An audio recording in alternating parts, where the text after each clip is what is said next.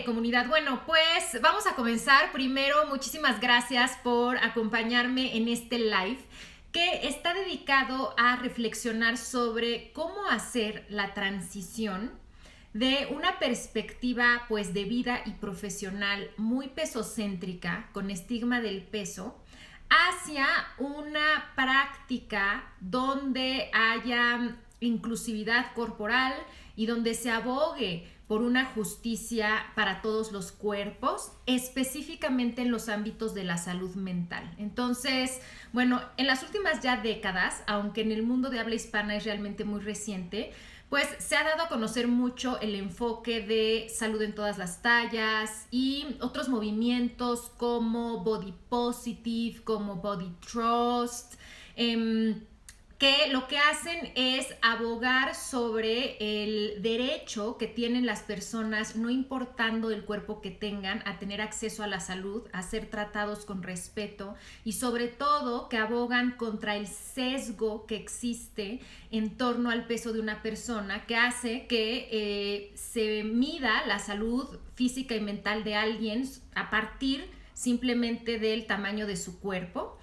Y bueno, este es un movimiento que empezó mucho dentro del ámbito más de la medicina y de la nutrición, pero por supuesto que nosotros, profesionales de la salud mental, simplemente al tratar con personas y al haber sido educados en conceptos de salud muy pesocéntricos, donde se tiende a ver como patológico un cuerpo grande, donde se tiende también a patologizar mucho conductas en torno a la alimentación, pues también tenemos todos estos sesgos gordofóbicos, antigordura.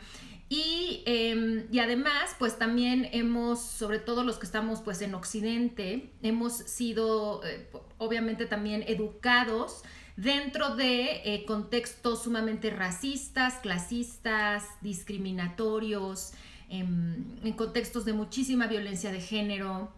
Entonces, bueno, todo eso impacta e informa de manera consciente e inconsciente nuestra práctica. Y entonces, bueno, pues surgen estos movimientos tratando de hacer visible todos estos sesgos y toda esta injusticia corporal y toda esta violencia corporal que existe dentro de los profesionales de la salud.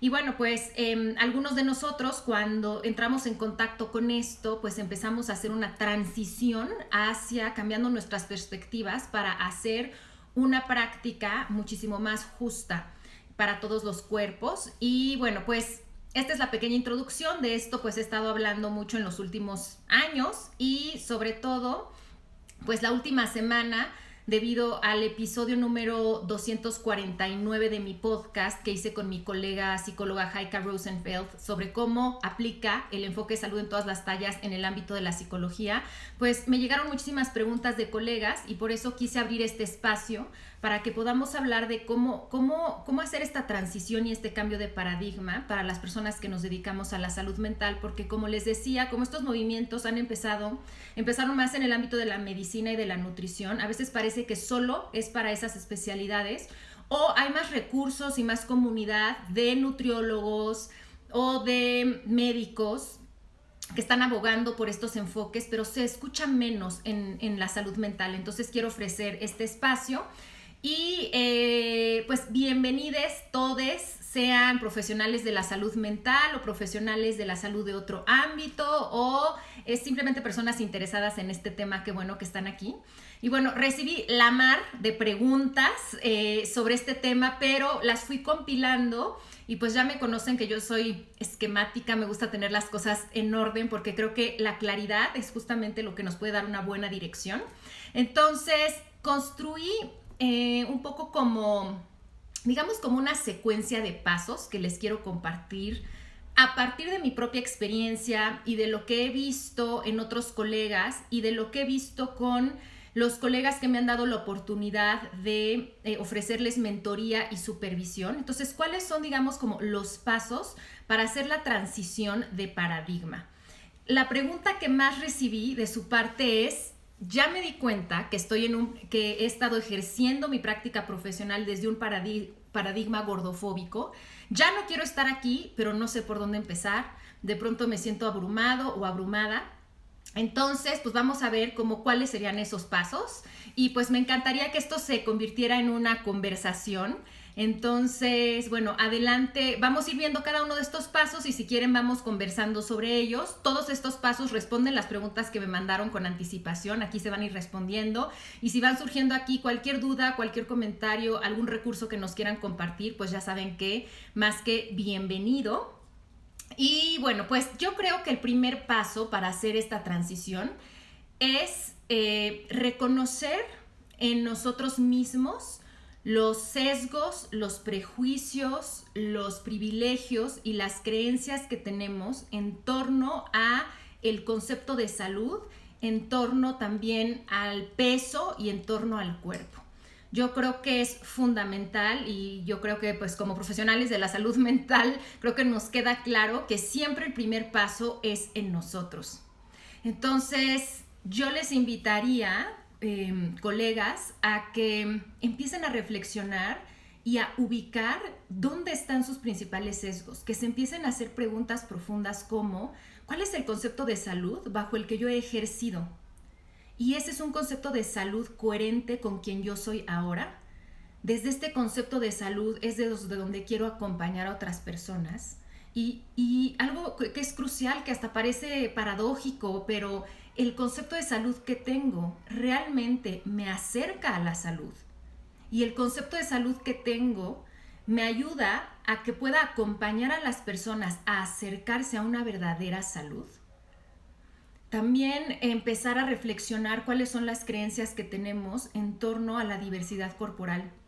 Y aquí pues no nada más hay que hablar de tamaños de cuerpo, pero también hablar sobre pues color de piel, sobre todo, toda la diversidad sexual. Entonces empezar a cuestionar eso y creo que como que ser muy honestos, honestas con nosotros mismos. Yo les voy a contar mi experiencia, pues cuando yo me empecé a cuestionar esto hace varios años, pues para mí fue un shock, o sea, darme cuenta de todos los pensamientos, las conductas, los comentarios que yo a lo largo de mi vida había hecho, que vienen desde la discriminación, que vienen desde una postura de privilegio, que vienen desde la gordofobia. Y es algo fuerte porque nos simbra en muchos aspectos, o sea, nos simbra en lo personal y nos simbra en lo profesional. Y sé que en un inicio esto puede ser tan movedor que a muchos de nosotros nos ha llevado a una crisis personal y a una crisis profesional. Porque de pronto darnos cuenta que el concepto de salud que nos enseñaron, aparte de la universidad, desde niños, pero pues a nosotros nos entrenaron profesionalmente con un concepto muy medicalizado, con un concepto muy occidental que no considera que lo occidental no es la única, o sea, que el pensamiento occidental es una opción, pero no es la única a través de la cual las personas se entienden a sí mismas, se entienden la salud y no es la única válida. Entonces, bueno, nos educaron ahí y dentro de eso, pues está profunda la estigmatización del peso. Entonces, para todos los que fuimos educados, es más, para la mayoría que están siendo educados hoy, yo que doy clases a estudiantes de nivel licenciatura y veo que todavía en las licenciaturas de psicología y de nutrición, todavía se habla de cuerpos grandes como patologías, tanto en salud mental como en salud física, a pesar de que ya hay décadas de evidencia científica que cuestionan eso. Y creo que es muy importante y da miedo, yo entiendo, da miedo el cuestionar creencias como tan arraigadas, atrevernos a cuestionar, por ejemplo, textos tan sagrados, ¿no? como el DSM. Pero acuérdense que el DSM hasta hace muy poco incluía, por ejemplo, a la homosexualidad como una patología o la transexualidad también. Entonces, a ver, hay que entender que todos esos textos y todos vienen, o sea, son producidos por seres humanos dentro de un contexto que tiene ciertos paradigmas y por lo tanto van cambiando y no los podemos tomar, o sea, hay que tomarlos como referencia, pero no como la última palabra y hay que atrevernos a cuestionar eso. Entonces yo creo que el primer paso es hacer una reflexión personal sobre nuestros propios conceptos, de dónde vienen, si nos funcionan, qué alternativas tenemos y de qué manera esos conceptos están afectando nuestro trabajo. Entonces, pues yo hace un par de semanas les compartí en redes sociales pues una reflexión personal, ¿no? De cómo yo me he dado cuenta que la gordofobia puede impactar en la práctica de la psicoterapia y bueno, una que es muy grave es simplemente que nuestros sesgos nos lleven a errar en el diagnóstico y en el tratamiento. Y les voy a poner un ejemplo del ámbito de los trastornos de la conducta alimentaria y otro de un ámbito fuera de la alimentación, porque el reflexionar sobre este tema no es nada más propio de los especialistas en el tema de alimentación. Esto es para cualquier especialista, porque todas las personas que están frente a nosotros habitan un cuerpo, tienen experiencias corporales y porque nosotros también somos una corporalidad y por lo tanto lo que nosotros pensemos sobre los cuerpos, nuestra experiencia corporal está ahí y también la de las personas que acompañamos. Entonces, no importa si ustedes se dedican a la psicopedagogía, si se dedican a trabajar con personas geriátricas, o sea, estén en el ámbito en el que estén, esto toca, estos sesgos y estos prejuicios que tenemos en torno al cuerpo y a la alimentación impactan y es importante reflexionarlos. Entonces, por ejemplo, estos conceptos de salud pesocéntricos pueden hacer que erremos en el diagnóstico cuando viene con nosotros una persona que presenta todas las características de una anorexia, pero si nosotros tenemos el concepto de que la anorexia se ve como un cuerpo sumamente delgado y esta persona no tiene eso, inmediatamente decimos no es una anorexia o no le creemos al paciente o no lo canalizamos correctamente. Entonces, y eso es un error de diagnóstico que hoy se ve y hoy se ve en instituciones importantes. Yo he conocido muchísimas personas que les niegan el tratamiento porque no cumplen ese criterio diagnóstico, aunque ese no es un criterio que aparece en el DSM-5, ya si nos vamos a eso. Pero es una idea tan arraigada en los profesionales de la salud que si no ven que fíjense cómo está el juicio del peso. Entonces dicen, no, esta no tiene anorexia, no le vamos a dar acceso a ese tratamiento porque no tiene un cuerpo extremadamente delgado. O igual asumir, por otro lado, que una persona de un cuerpo grande tiene conductas alimentarias inadecuadas. A inferir cómo son los hábitos alimenticios de una persona únicamente por su peso es un error enorme y eso afecta el diagnóstico y afecta el tratamiento. Entonces, esa es una de las formas en las que se ve.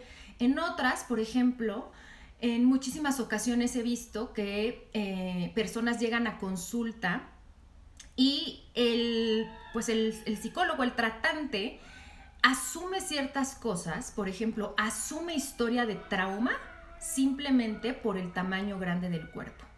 Entonces, como sobre todo en algunas corrientes psicoterapéuticas, se ha hablado muchísimo y se ha teorizado muchísimo de esta idea de que el cuerpo grande se hace para proteger a la persona y que surge después de experiencias traumáticas, etc. De manera consciente o inconscientemente, muchísimas veces se asume que una persona de cuerpo grande es una persona con historia de trauma o que es una persona con ciertas características de personalidad. Y a veces ni siquiera se ha hablado lo suficiente con esa persona cuando ya se hace esa anotación de quizás. O por ejemplo, que una persona llegue a pedir apoyo psicológico y no hable, o sea, su tema no tenga nada que ver con el cuerpo, pero que como el tratante ve un cuerpo grande, en automático quiera meter ese tema o quiera inferir cosas sobre la corporalidad de la otra persona simplemente por cómo se ve. Entonces, bueno, estos son solamente unos ejemplos, pero hay muchísimos de cómo se ve también en la salud mental.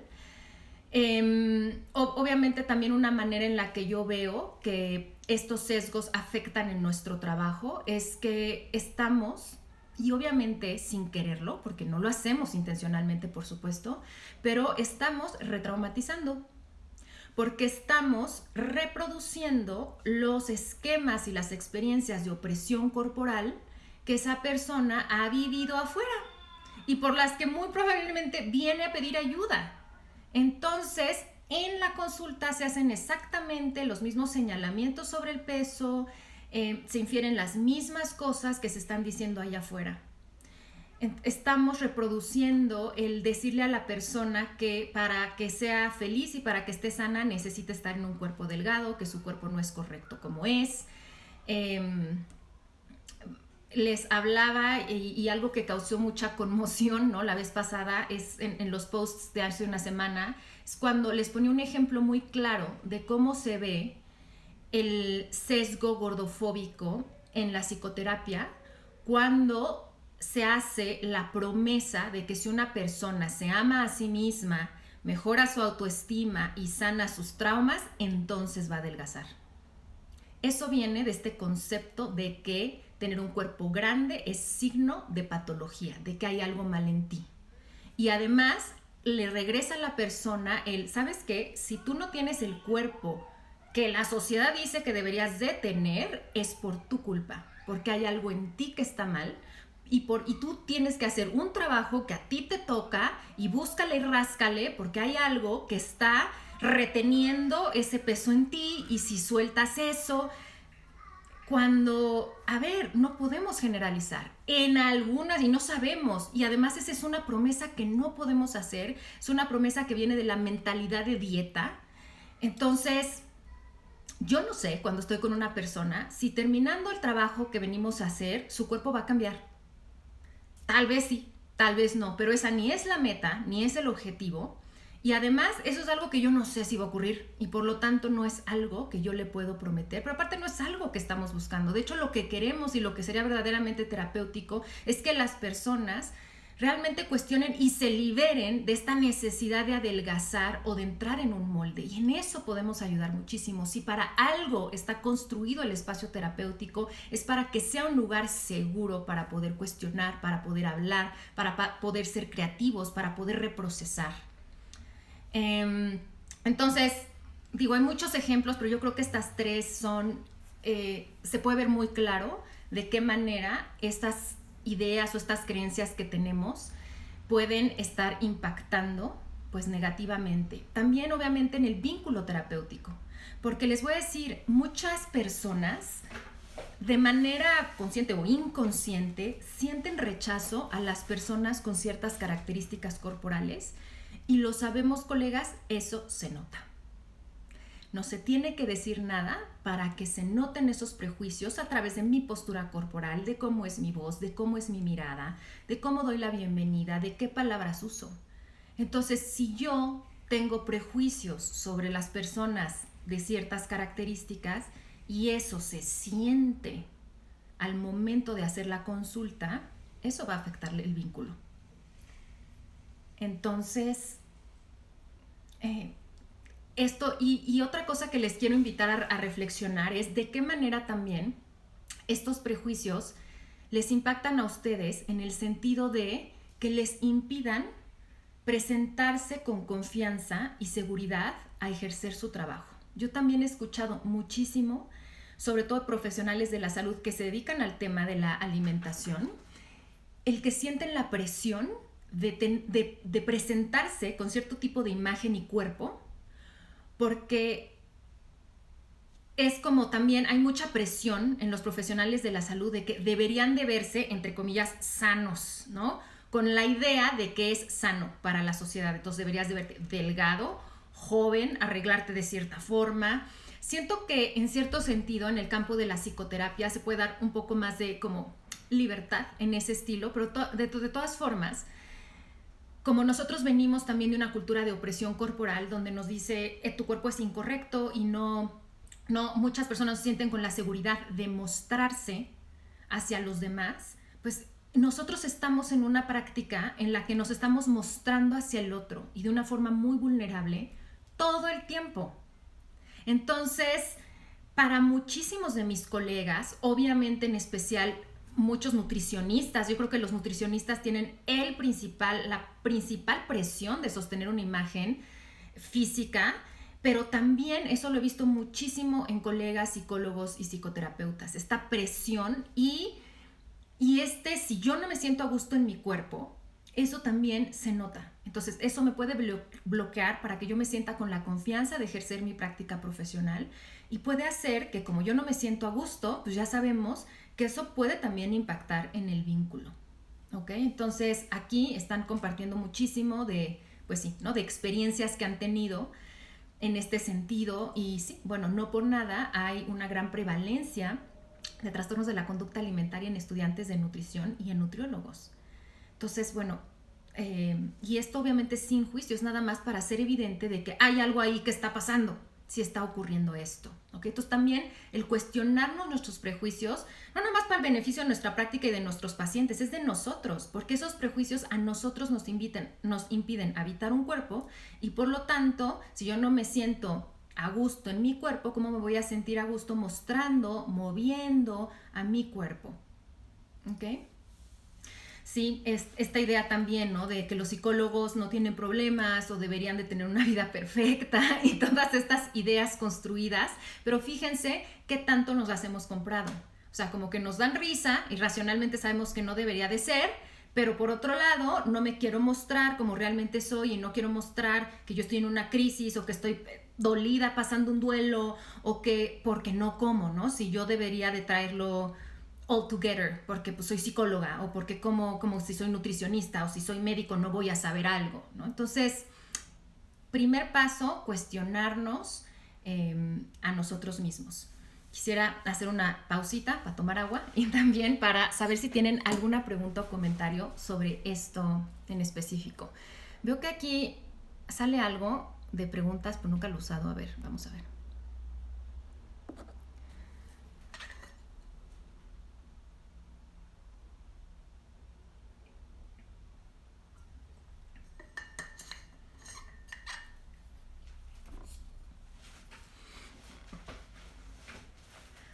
Bueno, desde mi punto de vista, el segundo paso para hacer esta transición de paradigma es educarnos.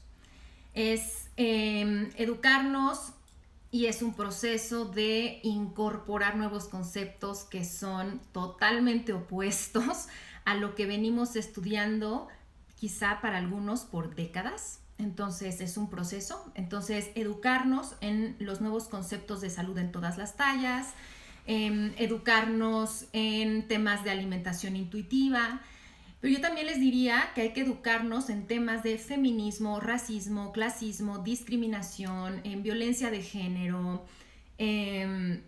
Entonces, bueno, creo que es muy importante educarnos y cuando digo educarnos es de fuentes, de las fuentes, vámonos a las fuentes, o sea, no hay que quedarnos, y miren, yo aquí comparto muchísimas cosas en redes sociales, pero siempre les recomiendo, váyanse a las fuentes, váyanse a los estudios, porque ya afortunadamente hay bastante información. Entonces, aquí hice como una lista de algunos de los libros que me parecen clásicos, o sea, de que cualquiera que quiera entrar a estos temas, por ahí debe de empezar. Afortunadamente cada vez hay más. Y también aquí les traigo algunas recomendaciones. Me comprometo a hacer voy a hacer un compilado, no para hoy, no sé, para los siguientes días, muy probablemente para la siguiente semana, y lo voy a postear aquí en mis redes para que ahí quede de estas recomendaciones que les estoy dando, ¿ok?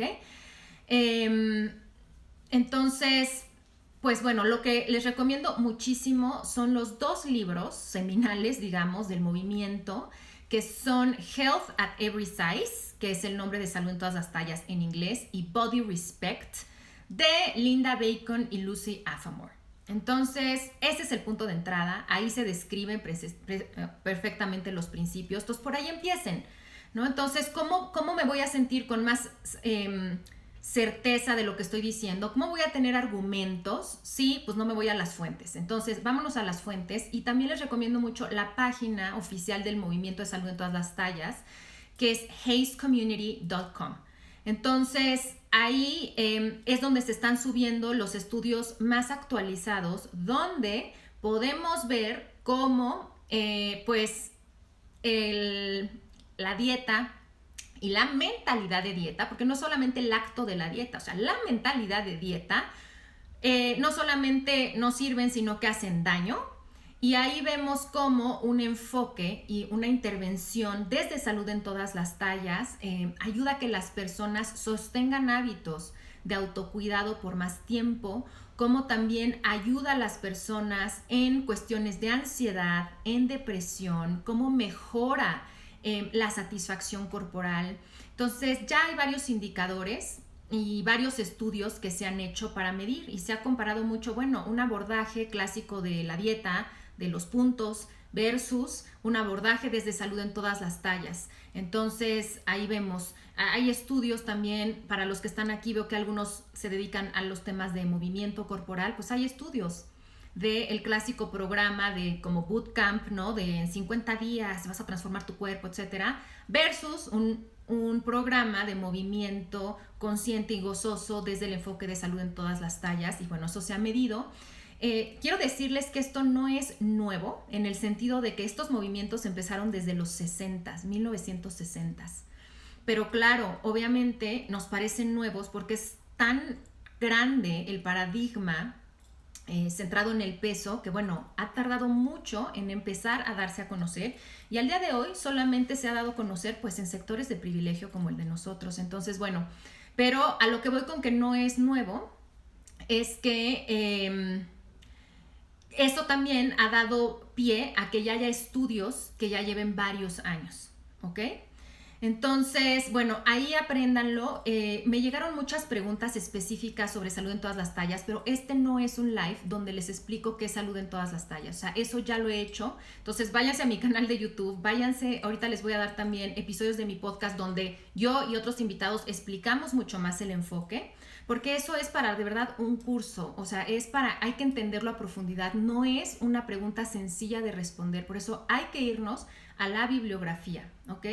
Y aquí que me están preguntando cómo hacemos evaluaciones a candidatos desde el enfoque. Bueno, lo que se hace es que se toman indicadores de salud que realmente son más relevantes y que nos hablan sobre la salud de la persona más allá del peso corporal. Si nos vamos a cosas biológicas, bueno, pues podríamos hablar de cómo están ciertos análisis clínicos, cómo están sus hormonas, cómo está su digestión, cómo está su calidad de sueño, cómo está su piel. O sea, no tenemos que... Hay muchísimos indicadores de salud y no podemos nada más porque una persona se sube a la báscula y vemos algo decir, no, ¿sabe qué? Usted necesita bajar de peso, no sé qué, seguramente tiene esto. O sea, vamos a hacer como una evaluación comprensiva y desde ahí, y sobre todo creo que también tomar mucho en cuenta la experiencia de la persona en su cuerpo. Casi nadie pregunta a las personas cómo te sientes tú en tu cuerpo, qué notas tú en tu cuerpo. Cuéntame tú cómo es tu experiencia en tu cuerpo, y eso me parece súper importante. Entonces, bueno, este es un temazo y les digo, aquí no vamos a hablar en específico de salud en todas las tallas, porque estamos hablando más bien de cómo hacer esta transición de paradigma. Entonces hay que estudiar y hay que estudiar a fondo estos enfoques. También hay otros libros que les quiero recomendar. Uno se llama Anti-Diet, Antidieta, de la nutrióloga Chrissy Harrison. Y ella ha sido de las tanto pioneras como que de las voces más influyentes en el mundo de habla inglesa sobre el movimiento antidieta desde la nutrición, pero aunque no seamos nutricionistas, nos sirve muchísimo todo lo que ella explica. Y ahí se contestan varias de las preguntas que me están haciendo, ¿ok? También, obviamente, otro libro así clave es el libro de Intuitive Eating, es decir, Alimentación Intuitiva, de Evelyn Tribole y Ellis Resch. Acaba de salir ahora en junio la 4ª edición, la más reciente, que es muy bonita porque ahí integra muchos conceptos. O sea, el libro salió hace también muchos años y ha ido evolucionando como todo. Entonces, en esta última versión me encanta que toman en consideración trauma, que toman en consideración violencia, cuestiones de género, el enfoque de salud en todas las tallas. Entonces, los recomiendo. Y otro que es buenísimo se llama The Body is Not an Apology, de Sonia Renee Taylor. Desafortunadamente, estos libros que acabo de mencionar solo están en inglés.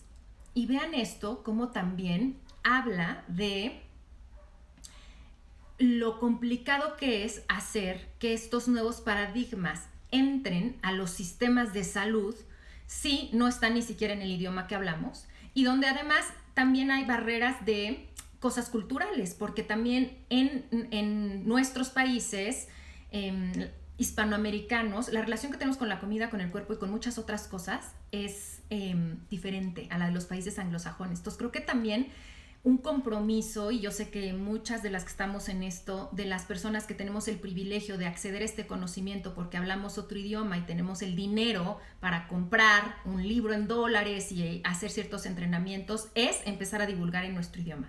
Y bueno, lo estamos haciendo de la mejor manera que podemos. Entonces creo que también eso es algo que podemos hacer en chiquito, también en nuestras consultas, en nuestra práctica, poderle comunicar a las personas que van con nosotros, a nuestros colegas, estos conceptos es importante y hay que empezar por ahí.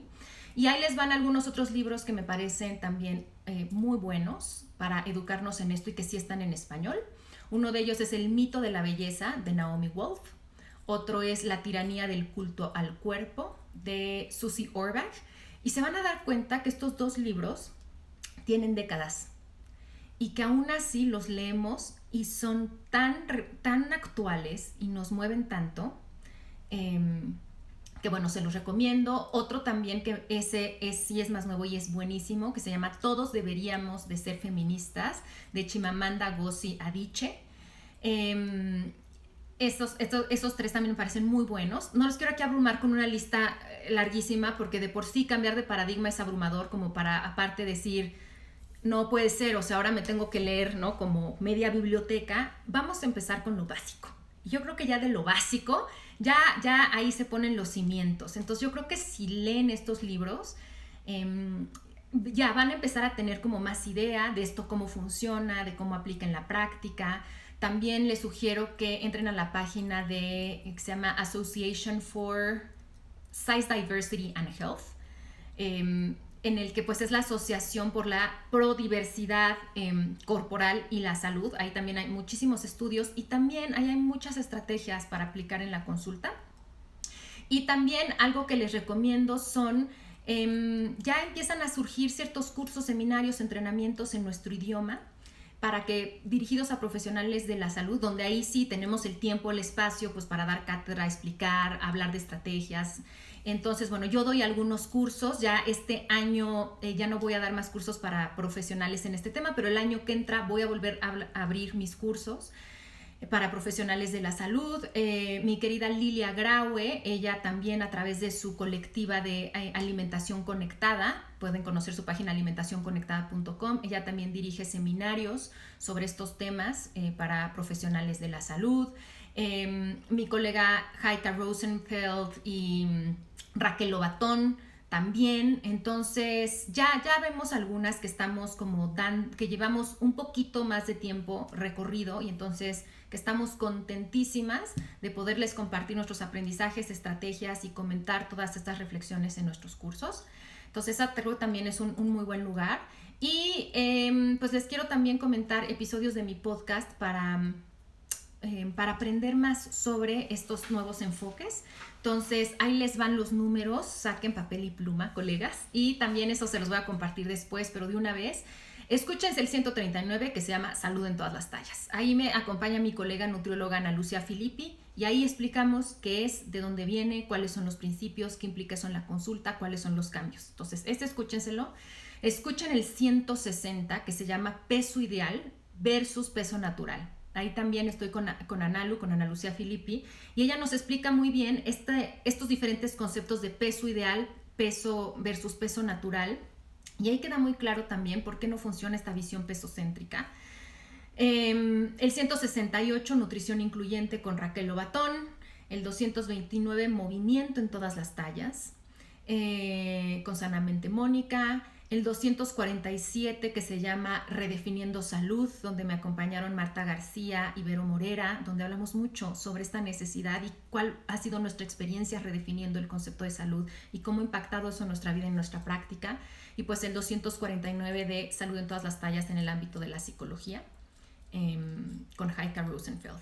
Entonces, creo que dedicarle un tiempo a reeducarnos, dándonos tiempo para digerir, porque los conceptos de pronto son tan diferentes y nos mueven tanto que saber, no lo entendí, necesito volverlo y a ver me voy a meter un curso para entenderlo bien. Y ya medio lo entendí en teoría, pero todavía me surgen cuestionamientos. Entonces eso es muy natural, muy, muy, muy natural. Entonces educarnos me parecería el segundo paso. No sé si tengan alguna duda, pregunta, algo sobre esto, queridos colegas. Espero que les esté sirviendo.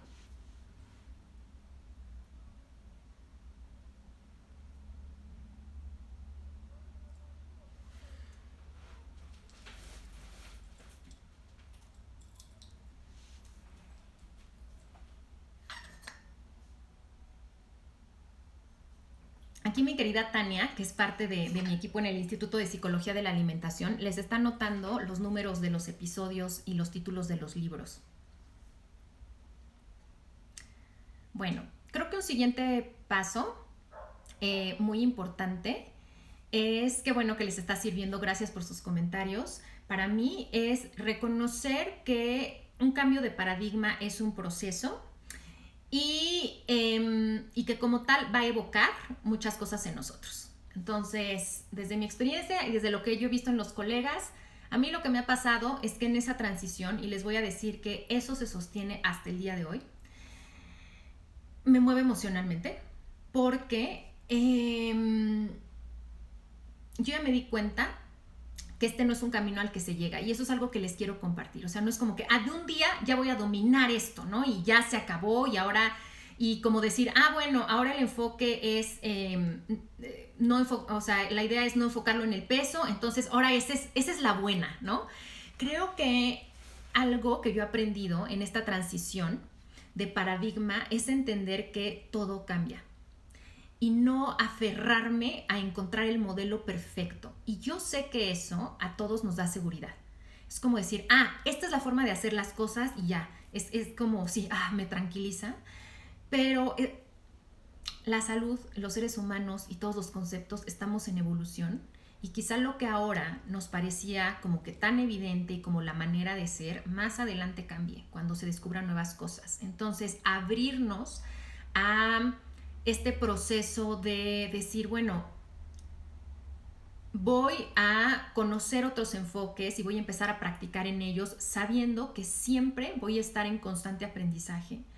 Y vean de dónde viene también esa necesidad de encontrar el bueno, de encontrar el modelo que es, de dónde viene esa necesidad de autodefinirnos a través de un modelo, de decir, yo practico alimentación intuitiva, yo practico salud en todas las tallas. ¿Por qué nos tenemos que poner un nombre? Porque bueno, eso nos da mucha seguridad, pero ¿de dónde viene ese querer asociarnos a algo? Creo que también es importante esa reflexión. Y creo que para mí también esta transición me ha ayudado muchísimo a manejar la incertidumbre, a sostenerme en ella y a soltar el perfeccionismo. Yo, por ejemplo, sé que hoy seguramente todavía en mi práctica, en mi persona, en mi vida, todavía pues tengo miles de sesgos, de prejuicios, cosas que ni me doy cuenta. Entonces, bueno, lo trato de hacer lo mejor que puedo. Por ejemplo, pues ahora estamos en todo esto, por ponerles un ejemplo, ¿no? De utilizar lenguaje incluyente. Yo cero soy experta en usar lenguaje incluyente y estoy aprendiendo cómo, y muchas veces me equivoco. Pero entonces es soltar esta idea de lo quiero hacer perfecto, y hasta que no ahora entienda al 100% este modelo y la aprenda al 100% no voy a poder practicar. Entonces eso causa mucho conflicto. Entonces decir, pues estoy aprendiendo en el proceso, porque justamente lo que nos ayuda a ejercer y a practicar y a que nos dé seguridad estos nuevos modelos es ponerlos en práctica. Es empezar, y yo con las personas que tengo el privilegio de acompañar en cursos, en supervisiones a colegas, y por supuesto en terapia individual, yo les digo, estoy aprendiendo de esto junto contigo, y yo permito que esas personas también sean mis maestros en muchos sentidos. Entonces no llegar con esta idea de yo tengo que, ¿no? Tengo que educar al otro, tengo que saber más, es que cómo, y qué tal si me equivoco y digo una palabra que lastima a la persona con la que estoy. Entonces creo que también abrirnos en esta parte de, somos humanos que hemos sido educados en esto, y decir, estoy practicando. Por ejemplo, yo en un inicio, a mí me daba muchísima como que nervio el decir, es que no quiero ahora, o sea, ahora que sé que hay tantas palabras que pueden lastimar a una persona, ahora ya no sé cuál usar, porque sé que algunas personas están abiertas y quieren usar, por ejemplo, la palabra gorda, gordo, gorde, y otras personas no, entonces cuál uso, pero algunas esta idea de persona de tamaño grande no les encanta o de talla grande, y yo como no me quería, como que no me quería equivocar hasta que me di cuenta de, a ver, ¿no me ven bien? Hay por aquí algunos que dicen que no me están viendo bien, ¿me pueden confirmar, por favor?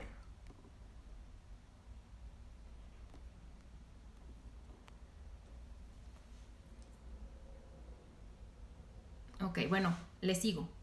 Entonces, pues yo lo que me abrí es, en vez de sentir la presión de que yo tengo que tener la respuesta o hablar de manera correcta, gracias Betty, es,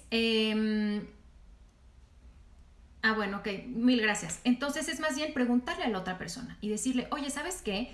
Estoy trabajando bajo este enfoque que tiene esto, que tiene este objetivo, y justamente parte de eso es encontrar un lenguaje que a ti te haga sentir mejor sobre tu cuerpo. Entonces, mira, estas son las opciones. Entonces podemos referir, tú dime cómo te sientes más cómodo para que hablemos, o cómoda, de tu cuerpo. Incluso también con qué género te sientes más cómoda, cómode, o lo que la persona diga. Entonces, como no sentirnos con esta responsabilidad de yo tengo que saber todo, lo tengo que dominar, creo que para mí ha sido muy importante, y es parte de reconocer que un cambio de paradigma es un proceso. Como les decía, en este proceso se siente de todo, se siente culpa, se siente rabia, se siente angustia, se siente muchísima confusión, se siente muchas veces soledad. Entonces, pues muy importante que reconozcan que todo esto se siente. Y yo me acuerdo que cuando yo entré en cuenta de todos mis sesgos, me dio muchísima culpa por las personas que yo había acompañado antes desde esto. Y ha sido un proceso, obviamente, reconciliarme conmigo, de entender que, bueno, yo ejercí desde la mejor de las intenciones con la información que yo tenía en ese momento. Entonces, claro, no era mi intención hacer daño, pero ahora que reconozco que puedo estar haciendo daño sin querer, sosteniendo este tipo de discursos, es mi responsabilidad cambiar y moverme. Yo les puedo decir que a mí, cuando empecé con todo esto, me dio tal crisis que casi dije, es que no, o sea, no quiero, no puedo seguir dando consulta y seguir dando mis talleres, y cómo si todos ahora me doy cuenta que tienen cosas de gordofobia y de mentalidad de dieta, y cómo es posible, pero tampoco me queda claro ahora cómo los voy a cambiar. Y por supuesto que fue una angustia. Algo que también les da mucha angustia a los colegas y que hay que poner sobre la mesa son dos cosas: el miedo a qué van a decir otros colegas, y lo segundo, el miedo de perder la práctica, de perder clientes. Porque muchísimos me han dicho, es que Ana, yo antes les decía que yo les iba a ayudar a adelgazar, y ya por eso me conocen, y ya he construido años de eso. Y entonces ahora, ¿cómo llegan conmigo con esa expectativa, una expectativa que yo misma fomenté, y ahora que les digo que mi tratamiento no va orientado a una pérdida de peso, o que sí, que vamos a trabajar en su cuerpo, pero que eso no implica que vamos a perseguir un peso ideal, etcétera? Me da terror que entonces la gente no quiera venir conmigo.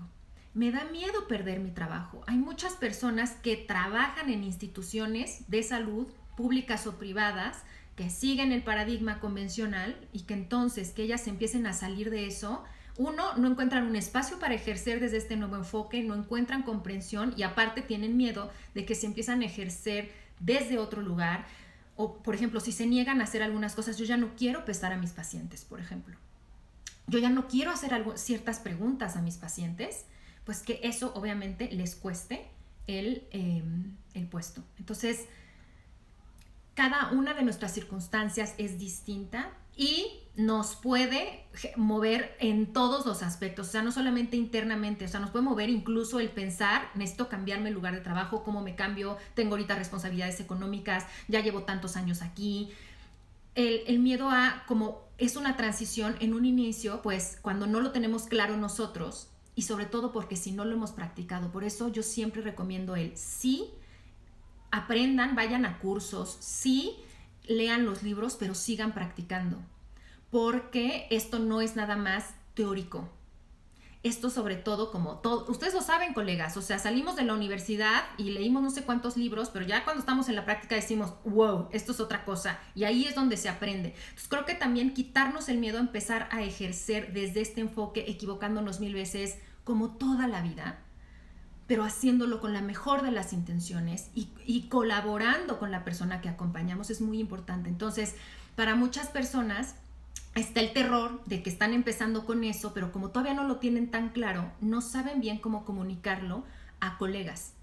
Y los colegas empiezan a cuestionar muchísimo desde paradigmas y entonces también empiezan a citar muchísimos estudios de que se ha visto la correlación entre cierto nivel, es que no quiero decir la palabra con O, ¿no? Entonces, pero ustedes saben cuál es, ¿no? Entre esa palabra con O y chorrocientas mil cosas, ¿no? Problemas cardiovasculares y depresión y no sé qué. Y si ustedes no tienen bien los fundamentos, se pueden sentir abrumados. Y la verdad es que cualquiera nos sentimos abrumados cuando nos echan montón. O cuando son personas de autoridad, nuestros jefes, el colega que es el doctor en no sé qué cosa, el jefe del departamento, el coordinador, el bla, bla, bla. Entonces es como, no, ¿cómo le voy a decir? Y acuérdense que para citar artículos hay chorrocientos mil artículos. Aquí lo importante y algo que nos invita mucho estos enfoques es a ser críticos con los artículos. Entonces ver, o sea, no es nada más el abstract, es cuál es la metodología, quiénes lo hicieron, quiénes lo pagaron, porque nos damos cuenta que ahí es donde entran los sesgos. Porque si está pagando este estudio un medicamento para bajar de peso, entre comillas, si lo está pagando una clínica de pérdida de peso, entonces vamos a ver qué hay detrás de todo esto. Si lo está pagando el medicamento de las estatinas, pues bueno, ok, entonces, bueno, este es el proceso, esto es todo lo que se siente, es real y hay que hablar de eso. Y algo también que se vive es un duelo. Entonces, en este proceso es el duelo de dejar ir una forma de pensar, una forma de ejercer que nos acompañó tanto tiempo y que sobre todo fue una fuente de seguridad intelectual, profesional, económica, social, que quizá nos dio cierto estatus. Entonces, a veces se pierden incluso amistades en esto, porque pues se puede calentar la cosa de las discusiones y a veces se puede perder eso. Entonces hay muchas pérdidas alrededor. Muchas colegas me han dicho, invertí tanto dinero en entrenamientos de cosas que ahora cuestiono o cosas en las que estoy en contra y claro, entonces vivimos duelos que es importante también reconocernos para darnos el espacio. Y por eso mi consejo número 1 en este punto es vivir este proceso en comunidad. Entonces, por eso estoy abriendo este primer espacio para que todos los que estamos en esta transición sepamos que no estamos solitos. Que hay alguien allá afuera que está experimentando lo mismo que yo, que hay alguien allá afuera que lleva ya 2 pasitos adelante y me puede decir, hey, vente por el shortcut, vente por acá. Sí, lo que tú estás viviendo yo lo viví, donde podamos vulnerarnos. Fíjense, esto me parece muy fuerte, pero los profesionales de la salud tenemos pocos espacios para hablar de nuestra salud. Entonces, a mí el contar con una comunidad me parece no solamente un acto de autocuidado personal, me parece un acto de ética profesional.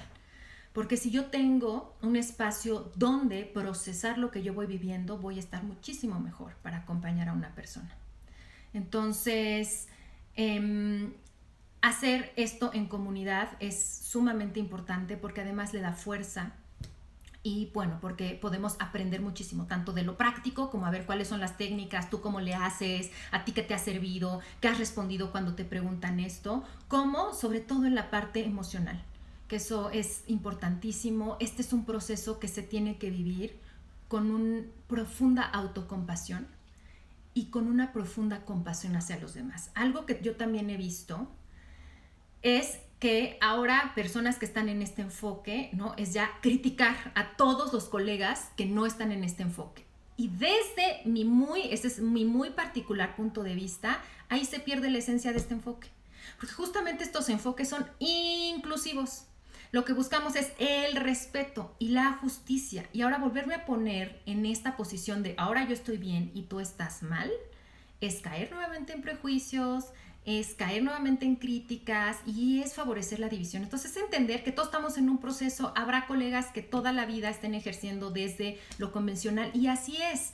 Y en cierta medida quizá ayudarán a algunas personas en algunos aspectos, pero ¿quién soy yo para juzgar a un colega que está, o sea, yo entiendo que está en su proceso y respeto totalmente su trabajo, así como pido respeto para el mío, ¿ok? Entonces, bueno, eso también creo que es importante entender desde mi punto de vista que la compasión, la autocompasión, el respeto, el amor para mí son centrales y son parte de la congruencia. Y bueno, para hacerlo en comunidad, algo que yo les aconsejo es empiecen a seguir a colegas que vayan notando en redes sociales, sobre todo mucho aquí en Instagram, que pues ya estemos hablando de estos enfoques, ¿ok? Entonces, afortunadamente cada vez hay más en lengua hispana. Y bueno, digo hay más, pero luego me río porque sí somos un grupito bien chiquito, pero bueno, ya, o sea, de como éramos hace unos años, ahora ya siento que hay muchos y me da muchísimo gusto. Entonces empiecen a seguir eso y dejen a seguir de los que están en el otro enfoque, ¿no? Reúnanse con otros colegas. O sea, aunque sean 2, aunque sean 10, aunque sean 20, pero con otros colegas que están también cuestionándose esto, hagan comunidad ustedes, escuchen podcast, vean videos que hablan de este tema, platíquenlo con sus equipos de trabajo. Aquí en particular hay una cuenta en Instagram de la que yo soy parte que se llama Somos Hayes, @somos HAES, donde pues nos hemos reunido varias de las colegas profesionales de la salud que trabajamos bajo el enfoque de salud en todas las tallas y hacemos lives, etcétera.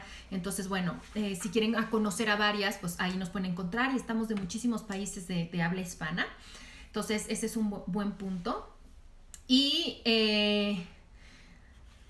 Y también algo que pues a mí me parece importante para esto es si tienen la posibilidad acudir a grupos de mentoría bajo estos enfoques, ¿no? Entonces, ¿cuáles son estos grupos de mentoría? Es donde hay una persona que dirige, que ya tiene más experiencia y que por lo tanto, bueno, entre todos comparten, supervisan casos, comparten estrategias, comparten reflexiones y se dan espacios justamente para hablar cómo está siendo nuestra experiencia. Entonces, crecer juntos creo que también es algo muy, muy importante.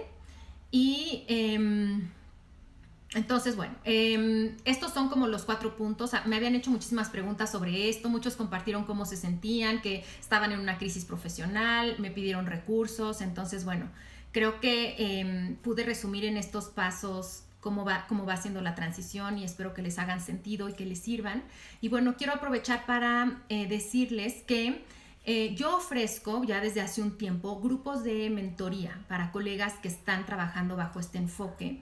Y bueno, pues gracias a su entusiasmo voy a abrir 2 grupos más que van a empezar ahora en octubre. Voy a abrir un grupo, empiezan los 2 el miércoles 17 de octubre y va a haber un grupo que va a ser en las mañanas de 9 a 10 y media de la mañana, hora de la Ciudad de México, y otro que va a ser en la tarde de 7 a 8 y media de la noche, ¿ok? Para que haya opción en la mañana o en la tarde. Entonces, estos son grupos que prácticamente no promociono en mis redes sociales porque son grupos con un cupo máximo cada uno de 12 personas. Entonces, casi siempre se me llenan ya con mis listas de espera, pero bueno, ahora se los aviso por si alguien quiere formar parte. Sé que también Raquel Lobatón ofrece grupos de mentoría y seguramente Lilia Graue creo que también tiene grupos y también da supervisión 1 a 1. Entonces encuéntrenle, o sea, aquí no se trata de tener un gurú porque no hay nadie aquí que tenga la verdad, es decir, a ver, ¿con quién resueno? Y bueno, sí conéctense con alguien, sobre todo les diría que sea de su especialidad, pues para que sepa y pueda darles herramientas más específicas, pero encuentren un grupo con el que conecten de colegas, eso es lo importante. Entonces, si quieren saber más información sobre estos grupos de supervisión, por favor escriban al correo del instituto, que es info@psicoalimentacion.com. Ahí el lunes a todas las personas que nos inscriban les vamos a mandar fechas, costos, les vamos a mandar, o sea, toda la información, obviamente es online, por donde se conectan, les voy a mandar, o sea, mis supervisiones son así, empezamos comprometiéndonos a participar en 6 sesiones quincenales, o sea, nos reunimos cada 15 días durante 6 sesiones, porque cada sesión tiene una temática, ¿ok? Ahí la vamos platicando. Y después yo ofrezco que quien se quiera seguir reuniendo, nos seguimos reuniendo y ya nosotros vamos eligiendo de qué temáticas vamos a ir hablando. Les puedo decir en mi experiencia que los grupos de supervisión que he tenido, la mayoría siguen, ¿no? Hay unos que ya tienen 2 años, etcétera, porque es un grupo, es algo muy bonito. Entonces, el lunes les mandamos toda la información. El correo lo dejé aquí fijado, info@psicoalimentacion.com. Entonces, bueno, pues me encantaría, si esto les hace sentido, si quieren apoyo, si quieren tener comunidad, si quieren tener recursos. Muy importante explicarles que estos grupos de mentoría no son cursos, o sea, yo no voy a sentar y, a ver, vamos a hablar de qué salud en todas las tallas, pero son cursos. Estos son para hablar de temas específicos, reflexionar, responder dudas. Yo ya saben que soy muy práctica, entonces a mí me gusta, bueno, que ya entendieron este principio, ¿cómo lo ponemos en práctica? O sea, entre el paciente y qué le digo, qué hago, qué les ha servido. Entonces es muy bonito porque hacemos muchas prácticas, compartimos casos y los supervisamos, que es muy enriquecedor, y además pues damos mucho espacio para nuestro autocuidado. ¿Ok? Entonces, bueno, si les funciona, me encantaría verles por ahí, y si no, pues nos vemos por aquí también en redes sociales. Creo que también estar en conexión por acá es algo muy sanador. Y bueno, a mí me encanta escucharles, aprendo mucho. Gracias por todas sus preguntas. Gracias a las personas también que me han escrito desde otras interseccionalidades y que me han hecho reflexionar. Se los agradezco. O sea, de verdad agradezco cuando una persona me dice, oye, Ana, eso que estás diciendo a la comunidad a la que yo pertenezco, eso no aplica, o eso a nosotros nos ofende, o de esa manera nosotros no hablamos. De verdad, gracias, porque creo que todos hay que abrirnos a decir, de esto no sé, y no tendría por qué saber, y no me voy a sentir culpable por eso, estoy aprendiendo, dime cuál es la forma de hacerlo, ¿ok?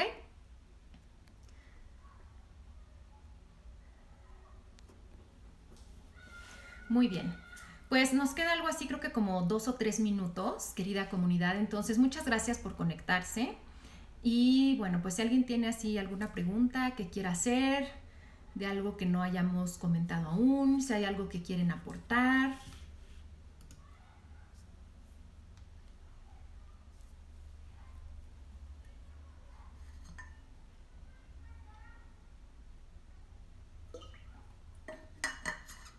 Sí, aquí voy a dejar grabado, ahorita en Instagram TV.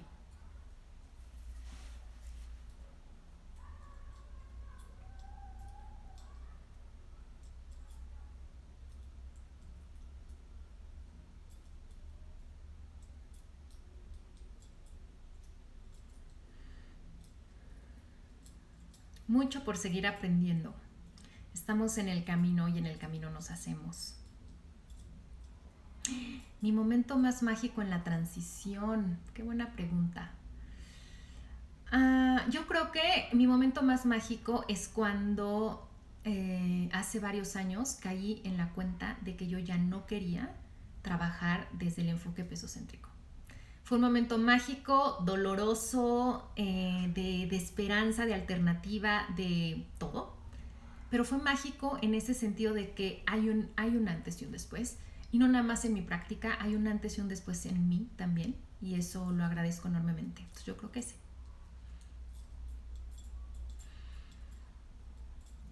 Muy bien, comunidad. Pues me despido. Les envío un abrazo con muchísimo cariño. Aquí seguimos en contacto. Y bueno, pues me dará gusto ver algunas o algunes por ahí en los grupos de mentoría.